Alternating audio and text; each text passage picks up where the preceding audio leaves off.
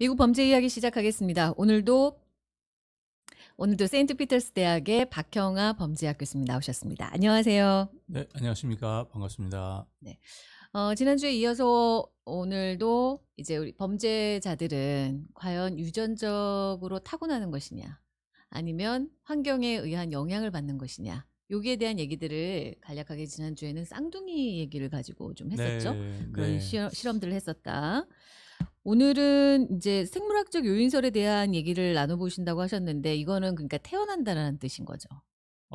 네, 그렇죠. 지난주에 저희들이 이제 이야기했었던 것이 사람이 태어날 때부터 범죄자로 태어나는 것이냐, 아니면 태어났는데 뭐 여러 가지 가정 환경이라든지 이런 환경을 통해서 내가 범죄자로 뭐 이렇게 자라난 것이냐, 이런 것에 대한 논쟁이 있었고, 네. 그래서 조금 더 나아가서 이제는 그러면 이제 생물학적으로 타고나는 것이다라는 쪽에 좀 더 비중을 많이 둔 그런 이제 학자들이 있었고 그런 네. 연구들이 계속 되어져 왔는데, 지난주에 말씀하신 그 실험에서도 대부분은 그래도 이게 타고나는 쪽이 훨씬 높았던 것 같아요. 그랬죠. 그랬죠, 주로. 네, 아무래도 네. 이제 그 생물학적 요인이 조금 더 크다라는 쪽으로 이제 연구 결과들이 많이 나왔죠. 이제 쌍둥이 연구라든지 아니면 이제 그 어덥션, 네. 어덥션이 뭐죠?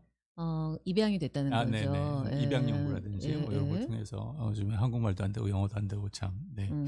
그랬었는데 이제 그러면 이 처음에 초기 이제 범죄학자들은 이제 사람들을 볼 때 이 사람들은 분명히 범죄자로 먼저 태어난 사람들이 있을 거야, 이렇게 생각을 하기 시작했었던 거고, 그러다 보니까 그럼 어떻게 범죄자로 태어난 사람들을 구별할 수 있을까, 이런 이제 고민을 하게 됐죠. 네. 그래서 사람의 인상을 보고 찾아낼 수 있지 않을까? 이런 또 생각을 했어요. 그게 이제 생물학적인 범주 안에 들어가는군요. 인상을 보고 한다? 네. 오. 좀 말도 안 되는 얘기인데. 글쎄 말이에요. 조금 말이 되는 부분도 있습니다. 그 앵커님은 사람을 처음 볼 때, 네. 처음 이렇게 딱 봤을 때 첫인상이라는 것이 있잖아요. 그렇죠. 이 사람은 조금 착할 것 같다. 아니면 이 사람은 조금 비호감이다. 그렇죠. 뭐 호감이냐 비호감이냐 정도의 구분은 있을 수 있어도 그 사람의 성격까지 알 수 있기는 쉽지 않지 않나요? 어머, 별일이 다 있네요. 예, 그게 사람의 성격까지 알 수 있는 건 쉽지 않은 일인 것 같은데. 관상가들이 있잖아요. 예. 얼굴만 보고도 뭐 어쩌고저쩌고 그렇죠. 울퍼대는 사람들도 있고. 근데 사람마다 이제 또 경험이 오래된 사람들 같은 경우는 사람만 이렇게 봐도, 말하는 거 몇 마디만 들어봐도, 내지는 이제 뭐 굳이 말하는 걸 안 봐도 그 사람의 생김새나 뭐 이런 것만 보더라도 어느 정도 그 사람에 대해서 파악하는 이런 경우도 있고, 뭐 이런 것들에서 조금 이제 발상이 이제 나온 것이 아닌가, 이런 생각이 듭니다. 네. 그래서 어떤 사람들 이런 얘기도 해요. 그 인상이라고 하는 것은 그 사람이 내가 살아오는 과정 속에서 만났던 수많은 사람들과의 어떤 경험이, 내가 이게 뭐 컴퓨터에다 전부 다 입력한 건 아니지만 내 머릿속에 이게 하나의 저장이 되어서 나름대로의 통계학적인 어떤 그런 결과물로 나타나는 어떤 그런 인상이 아니겠느냐. 그러니까 대부분의 사람들은 자기만의 어떤 그 데이터를 갖고 그 기준을 만든다는 거죠. 그 각자가. 네. 나는 이렇게 생긴 사람을 범죄자형 얼굴이라고 생각할 거야 라고. 그게 통일된 건 아니지만 각각의 그런 기준들이 있다는 얘기네요. 네. 그럴 수 있죠. 또 오래된 수사관들 같은 경우는 또 그런 더 촉이라는 게 그러겠네요. 또 있지 않습니까? 맞아요. 옛날에 수사반장이나 뭐 이런 걸 보면 그런 얘기도 좀 나오고. 맞아요. 그래서 사람의 인상을 보고 이것을 알 수 있다. 뭐 이런 어떤 생각도 하게 되고. 그렇군요. 근데 굉장히 위험한 시도긴 하네요, 그거는. 또 위험하죠. 굉장히 위험합니다. 맞아요. 그래서 이제 초기에 이제 이렇게 생각했던 사람들도 있었다라는 것이고요. 이제 이런 것들을 제가 좀 몇 가지 짚어보는 것은 이런 생각들 끝에 결국 현재까지 또 이제 발전이 이렇게 되어왔다라는 것을 제가 한번 좀 설명을 드리고자 이렇게 한번 말씀을 한번 드려봅니다. 그 사람의 머리가 큰 사람이 있고 좀 상대적으로 적은 사람이 있어요. 네. 큰 사람이 더 똑똑할까요? 아니면 적은 사람이 더 똑똑할까요? 대부분은 예전에 어른들은 머리가 크면 뭐 똑똑하다 이런 얘기를 하긴 하셨었죠. 네. 근데 근거 없는 얘기 아닙니까? 내 용량이 크냐 적으냐, 공룡이 에. 사망한 것도 너 몸집에 비해서 너무 내가 적어서 뭐 어. 그렇다 뭐 여러 가지 이야기들이 있었는데 이것을 실제로 학문적으로 접근한 사람들이 있었습니다. 그래서 두골 계측법이라고 해서 크레니 아메추리라고 하는데 뭐 두개골이 큰 사람은 우수한 사람, 두개골이 좀 적은 사람은 네. 상대적으로 열등한 사람. 그래서 이 열등한 사람들은 더 범죄를 저지를 가능성이 더 컸고, 그리고 이제 더 큰 사람들은 상대적으로 적었다. 뭐 이런 식의 결론을 나름 내리기도 통계를 했었습니다. 냈군요, 예전에. 네. 예. 또 다른 경우는 이제 골상학이라고 그러는데 이것은 이제 프레날러지라고 해서 두개골 안에 이제 뇌에 혹이 있다거나 아니면 어떤 다른 이상이 생겨서 그런 이상이나 혹이 범죄 요인으로 발전되는 경우도 있다. 이렇게 또 생각을 했었고요. 예. 사실은 이것은 조금 어느 정도 말이 됩니다. 그래서 이것이 현대적인 생물학적 관점에서도 어느 정도 좀 설명 가능하다라는 이제 그런 이야기가 있는데요. 그거는 조금 이따 더 말씀을 드리고요. 네. 또 얼굴이나 신체 모양의 발달 정도에 따라서도 이것이 다를 수 있다. 그래서 뭐 팔 길이가 기냐 짧으냐 뭐 이런 것부터 시작해가지고 예, 그런 다양한 시도들이 있었습니다. 그리고 재미있는 것은 그때 당시에 이러한 시도들이 나름대로 좀 설득력이 있었고 좀 받아들여졌었어요. 네. 또 어느 정도는 그 연구 결과를 조금 조작한 어떤 그런 부분도 좀 있었고 나중에 이제 드러난 뭐 일이지만 네. 근데 그 이후에 이제 진화론의 영향을 받은 이제 사람이 이제 나옵니다. 그래서 범죄학의 아버지라 일컫는 사람이 있습니다. 롬브로조라고 혹시 들어보셨나요? 아니요, 처음 들어보는데요. 예전에 이제 뭐 고등학교 시절 이렇게 교과서에 나오는 사람인데 그랬어요? 뭐 격세유전 뭐 이런 걸로 좀 유명한 격세유전. 네네. 격세유전이라고 하는 것은 뭐 이제 바로 전 세대가 아닌 전전 세대의 유전학적인 특성이 네. 나타난다 뭐 이런 것이었는데 예. 어쨌든 이 롬브로조라는 사람은 굉장히 열심히 그 연구를 했어요. 그리고 이 사람은 진화론적으로 또 발달된 사람이 있고 진화론적으로 덜 발달된 사람이 있는데 덜 발달된 사람들은 덜 발달된 어떤 특징, 신체적이나 아니면 뭐 얼굴이나 이런 특징이 나타나고 그런 사람들은 범죄를 저지를 가능성이 더 크다라고 하는 것을 과학적으로 입증하기 위해서 굉장히 많은 노력을 한 사람입니다. 이 사람은 그때 당시에 법의학 그 정신 의학자였고요. 굉장히 많은 어떤 학문들을 이렇게 섭렵하신 분인데 의사였군요. 예. 이분이 그래서 이제 뭐 계속 이런 노력했던 것들을 이제 범죄학에서는 어찌 보면은 그런 노력을 했었던 것이 범죄학의 어떤 기초를 다지지 않았느냐 이렇게 생각을 해서 이 사람은 이제 범죄학의 아버지다라고 이렇게까지 부르게 됩니다. 이 사람이 주장했던 것에 대하면 너무 뭐 코가 크거나 작거나 한 경우도 어떤 유전적으로 진화론적으로 덜 발달된 그런 경우에 해당이 될 수 있고 눈이 너무 작거나 귀가 너무 뭐 작거나 크거나 뭐 이런 것들 근거 있는 얘기입니까? 아무리 들어도 희한하네요. 아니 그러니까 그 코나 눈의 크기에 따라서 그게 진화가 덜 됐다, 더 됐다라는 거를 판단한다고요?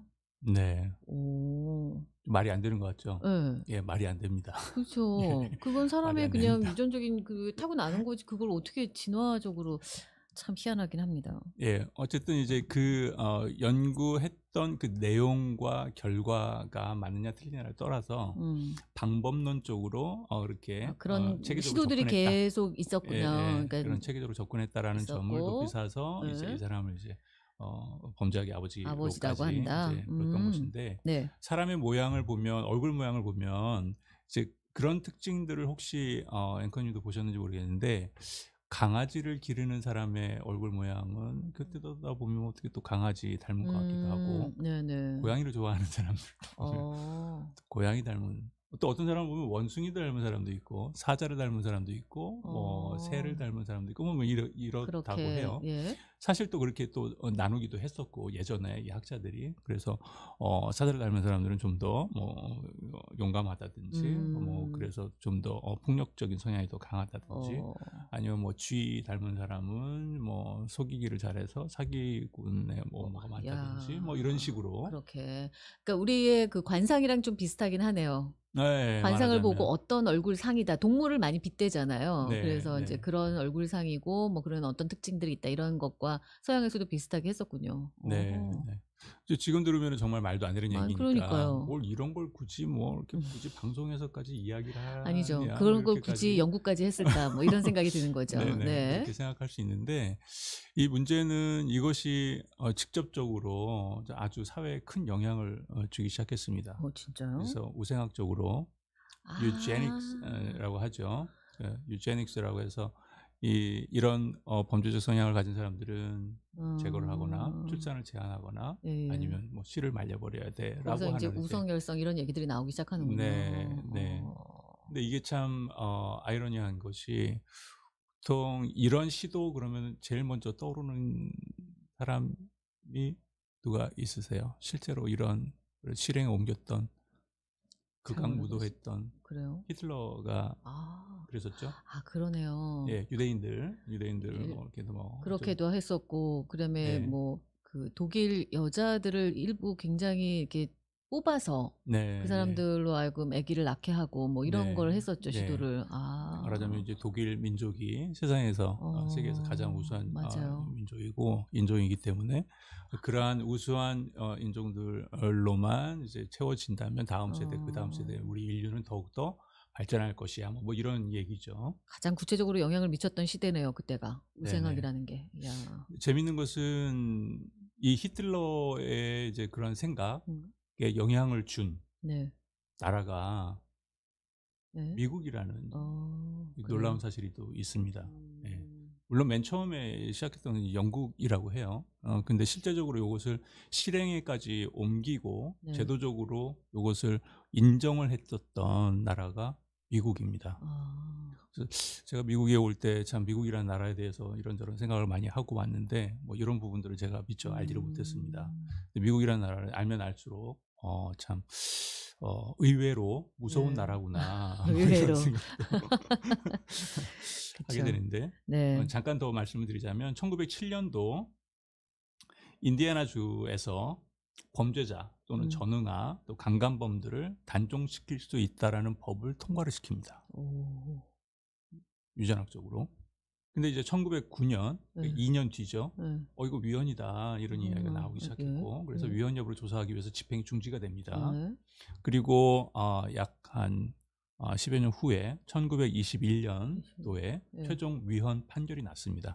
1921년도면 굉장히 오래 전 일이잖아요. 그렇죠. 그러니까 뭐 그건 이제 옛날이니까 뭐 그럴 수 있지 이렇게 생각할 수 있습니다. 근데 이제 문제는 그 다음에 또 1927년도에 벅데벨이라고 하는 사건이 발생이 됐는데 이 사건은 이제 정신지체자인 엄마가 낳은 딸이 6학년 때 임신을 하게 됐어요.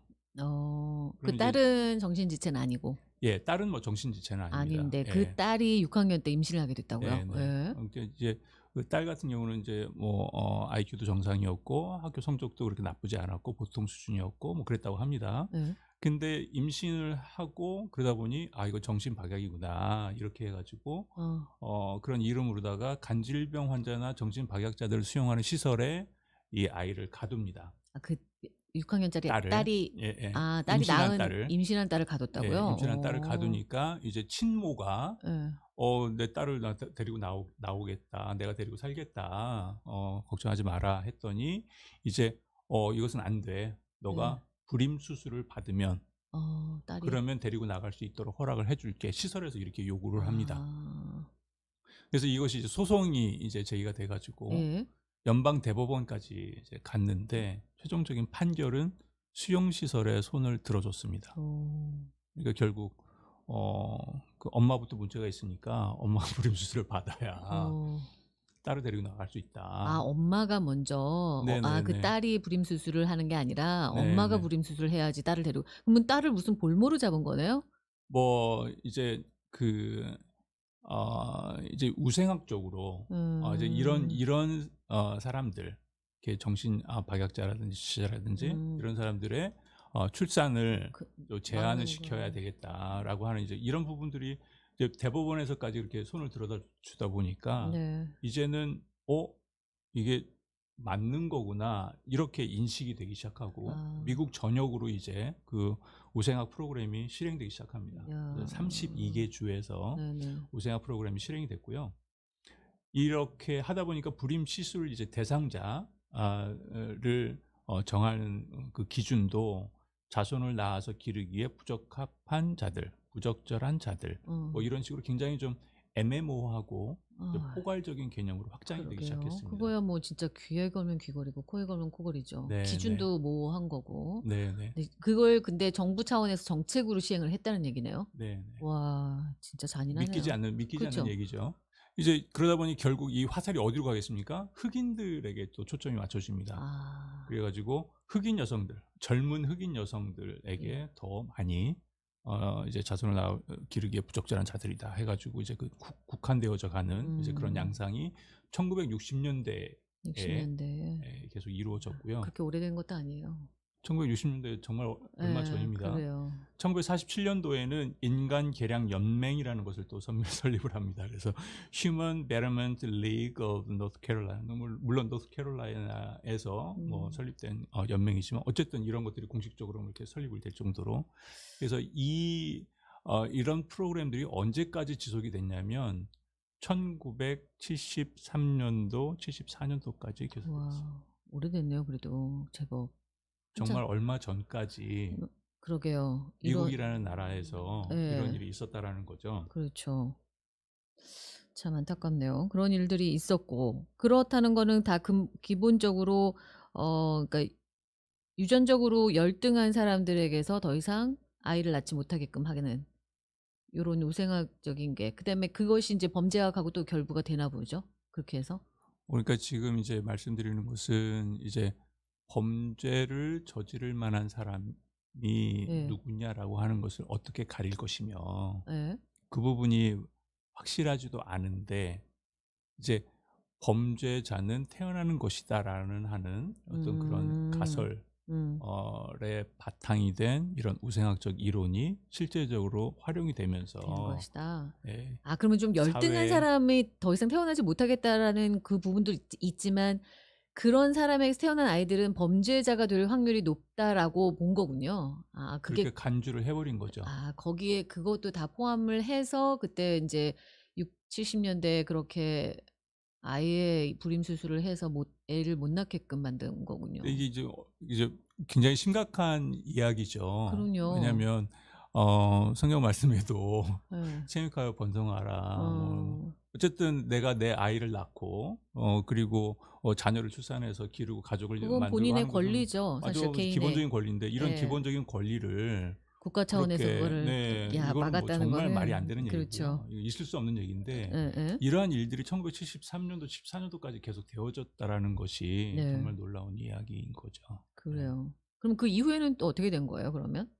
이제 그 이후에는 물론 이제 지금은 이제 그런 일이 그 이후로 없습니다만은 지금까지는 이제 거기에 대해서 이제 부정적인 여론이 높았기 때문에 인제 없어졌겠죠. 당연히 음. 그렇죠. 너는 범죄를 저지르냐, 너는 보니까 안 되겠어. 그러면 그 너는 이후로 그 범죄자가 될 가능성이 있기 때문에 아예 아이를 못 낳게끔 하겠다라는 이론은 그러면 사라진 거예요? 아예? 어 이제 지금 이제 앵커님이 말씀하시는 게 무슨 말씀인지 좀 알겠는데 예. 여전히 범죄자가 될 성향이 큰 사람과 적은 사람은 생물학적으로 있을 수 있습니다. 음. 하지만 그렇다고 해서 음. 출산을 제한한다거나 아. 그것을 뭐 번성을 못하게 한다거나 하는 그건 안 것은 된다는 말이 안 되는 거구나. 얘기죠. 그러니까 그거는 타고나고 어떤 유전적인 요인이 있다라는 거는 계속해서 지금의 의심의 여지 없이 이어져 오고 있는 이론인데, 단지 그걸로 인해서 누군가의 출산을 막거나 그걸 정책적으로 사용하는 거는 불법적인 일이다라고 이제 결론은 난 거고. 네, 그 네. 차이가 있는 거군요. 네네. 예. 그래서 지금 이제 좀 전까지 말씀드렸던 이제 그 생물학적인 접근 이렇게 되게 좀 말이 안 되는 부분들이 많았잖아요. 뭐 그쵸. 이렇게 뭐 생김새가 어떻고 뭐 맞아요. 팔다리 길이가 어떻고 뭐 이런 거 가지고. 근데 실제적으로 이제 현대 과학이 발전을 하면서 이제는 유전학적으로 또 세포 유전학적으로 또 뇌과학적으로 이런 모든 부분들이 이제 하나씩 둘씩 어느 정도는 사람이 범죄를 저지르는 데에 영향을 주는구나라고 하는 것을 저희들이 이제 찾아내는 그런 연구 그래요. 결과들이 또 있습니다. 근데 이 부분은 네, 다음 시간에 할까요? 다음 시간에 해야 될 것 같네요. 네. 알겠습니다. 오늘은 그러면 초창기에 어떤 가정하에 어떤 가설하에 이런 이론들이 그러니까 범죄자는 타고난다는 거, 그다음에 생물학적인 요인에 의한 것이라는 가설들이 어떻게 진행이 되어 왔는지 그 부분에 대해서 그리고 네. 그 결과적으로 굉장히 6, 70년대 미국 안에서 좀 미개한 행동들이 자행이 됐었다는 거 네. 그런 네. 것까지 한번 얘기를 네. 나눠봤습니다. 잘못 적용했을 때 그러네요. 나타나는 이제 사회적인 어떤 부작용이죠. 맞습니다. 국가적인 실수라고 할 수 있겠죠. 네. 그렇죠. 거기에 대해서 진짜 반성을 해야 될 부분은 확실히 있어 보이네요. 알겠습니다. 그러면 요즘에는 과연 이 생물학적인 요인에 대해서 어떻게 분석하고 어떤 이론들이 있는지는 다음 시간에 우리가 얘기를 나눠보도록 하겠습니다. 오늘 말씀 네. 여기서 마치도록 하겠습니다. 감사합니다. 네, 감사합니다. 네, 지금까지 세인트 피터스 대학의 박형아 범죄학 교수님이었습니다.